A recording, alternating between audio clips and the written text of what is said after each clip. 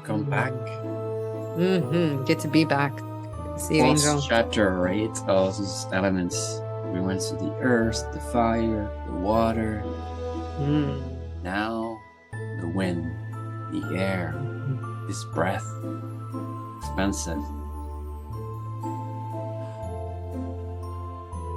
Taking a deep breath as I'm saying it. I remember my first time being very high in the Andes, probably 15,000 feet. And I think it was just my teacher and one other person at a time. And we had climbed for days to get there. We were exhausted. We were out of breath.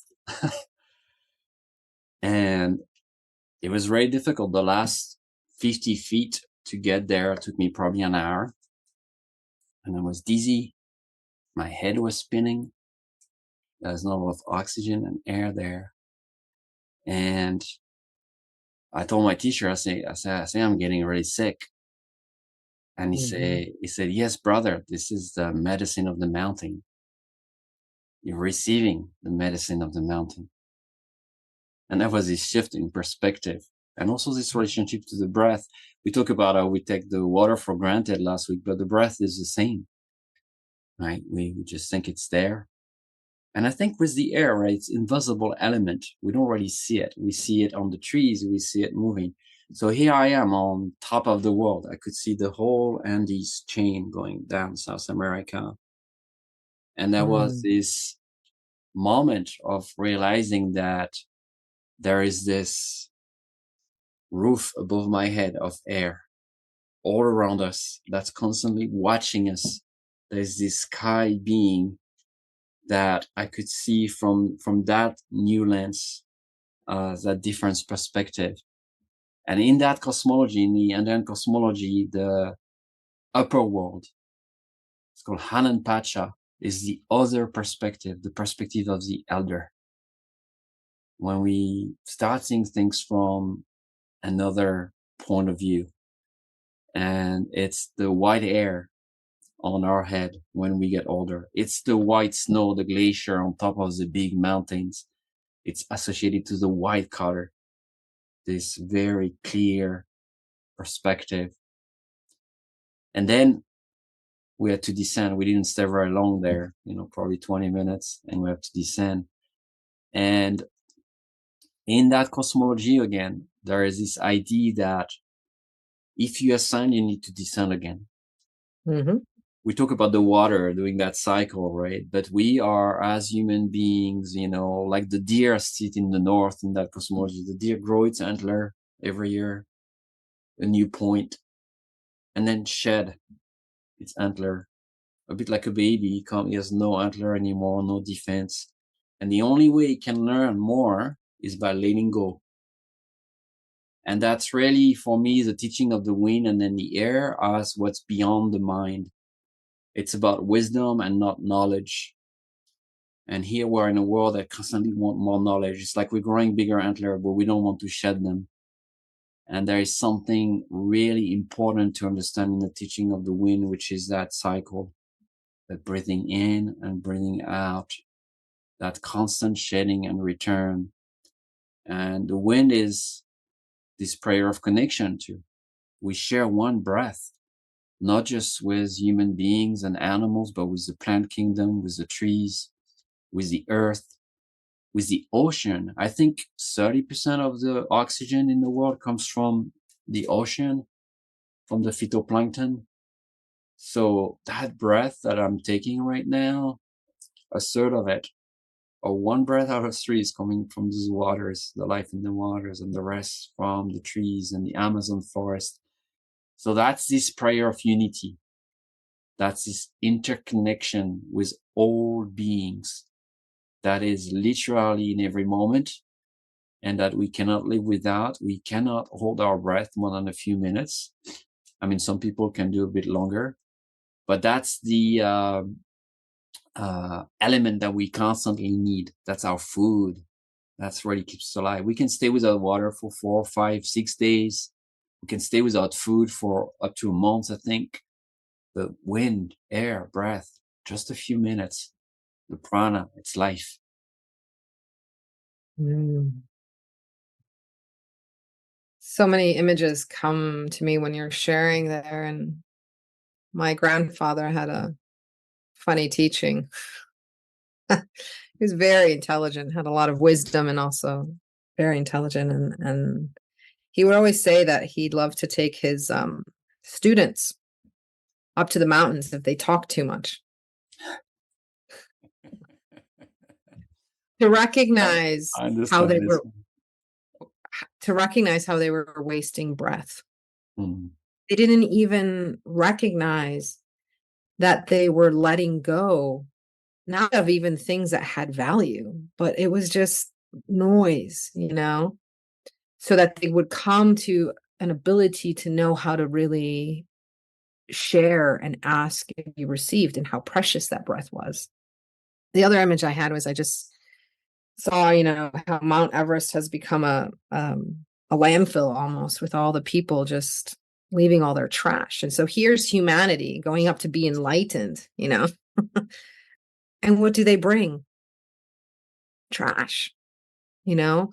We don't know how, I think, as humans, how to be received. We don't know how we are enough. And I know that you do Indigenous breath work. I do Indigenous breath work. And this is an invitation for everyone. Check out what Angell's doing. Check out what I'm doing, And we have modern breath work popping up everywhere, just like modern yoga, right? And that breath work is to take you out, right? To have a high, to oversaturate yourself, right? And yet, when Indigenous breath work comes in, and it's been around us for a long time, we learn it from the trees and the bees and the birds, this breath work. It's how to be received, right? And in Indigenous ways, we're not just humans having an experience of the earth is having an experience of us. And so when we talk about these elements, right, we're talking about earth having an experience of us, fire having an experience and expression of who we are, water having an experience and expression of who we are. That's why we are made with all of it, right? But also earth, wind, fire, air. When we're in relation, as you said, we're breathing in other beings, other elements, and they breathe us. It's that cycle of reciprocity. And so I think today, as we think of our breath and how precious it is, and how even there are some teachings who say that humans are born with a certain amount of breaths in them, right? To not waste them. I think today is a good day to look at our relationship of, are we enough? Are we coming from a way that we've done the work to accept ourselves? And if we haven't, then can we still allow others to accept us? Because we can even share breath. That's something that we can give back in reciprocity. So if you're feeling overwhelmed today, right, I invite you that when you're breathing in, right, because everyone thinks of breathing in and taking in what they need, right? Breathe out love. Breathe out hope. I'm starting to get emotional. Breathe out joy. You might not have it, but it will be animated by the beings around you. And they will reflect back the joy that you've lost, the hope that you've lost,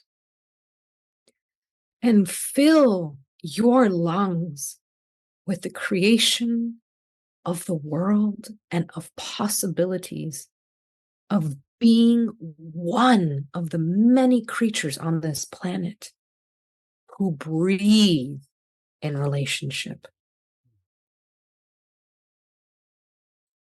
As I'm feeling into what you're sharing, I'm thinking of all those indigenous tradition where the exhale, the out breath is used for healing. Anybody that's been in indigenous ceremonies, very often you will see the shamans, the medicine men, women, the curandera coming and blowing that love, blowing that beautiful vibration with sometimes no sounds, no words, sometimes with an echoes, with a sacred song, with some melodies in it. And there is this gift on the out breath that's been used traditionally for a very long time. And the only connection that we often have as Western people is talking. Very often with this out breath, talking is out breath. That is not healing. That's creating harm. That's creating separation. That's creating pain. And it's interesting because very often my students say, this is the element I don't have a good relation with. I don't really connect to it. People connect to the earth, to the water, to the fire, but often they say the wind, the air. I have a hard time. And yet this is our mind. The wind is the mind. We have a very windy mind. That's why when you breathe in and out, your minds calm down. There's a direct connection between the two. So it's interesting because this is the most activated part of our bodies for most of us in the Western world. We constantly have this wind going on and can be very stormy, by the way. And yet we make statements like we don't know it. We don't have a relation with it. That's usually a recipe for disaster. If you're using something in high quantities or you're exhausting it, whatever it is, fire, water, but you have no relationship to it. Mm. And I think that's the one where, that's why, people I think are interested more and more about breath work. But every spiritual tradition is using the breath. You can look in Judaism, you can look in Sufism, you can look in Hinduism, you can look in Zen. All of them are going to use breath in order to go beyond the mind, to transcend the thoughts, to calm the mind, and to access the wisdom that is behind it. And there's really an opportunity for us as well as people that are using this wind to activate the mind, to create brainstorm. Well, that's what we do. Let's brainstorm. To see how that brainstorm is reflected back into the world. What is happening when we use this wind, when we don't have an understanding of the power of this voice, of this outer breath. And at the same time, poison can be medicine if we learn to use it in a good way. Yep. This can become, this one word we receive from someone. I say, I see you, or I hear you, or I love you, I care for you. That can be the deepest medicine we can receive sometimes. Yeah. So think of breath also as that, as you were beautifully sharing about what comes out and in which way it comes out. And how does it translate with my relations, all my relations, not just human beings? Do I introduce myself? Do I talk when I come to a land? What is my breath connection to the world today? I think also when we're talking a lot or thinking a lot, right? Everyone's now on ChatGPT asking questions, right? You and I have talked a lot about the elements being used there, or computers overheating, they need wind. And, I've trained all my life, I've been taught all my life, and I have teachings that I will ask a question and it takes 3 years to answer or 5 years to answer. I've sat so many times in silence with my teachers, or in their silence of not responding. And I think an invitation today, as we wrap up, as we keep sharing, is, can you sit in silence? Silence will teach you about breath. Silence will teach you about your worrying mind, right? If it's not silent, breathe. as you said. Mm. And so sometimes the absence of something teaches us the opposite, right? And so for all of those seeking to be in relation to their main operating system, sometimes just sitting with it and letting it be is enough.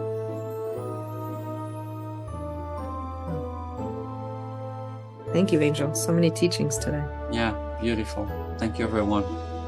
Take a deep breath as we close this 4 beautiful connection. Thank you so much, Marita. Thank you, everyone. Thank you. Yeah.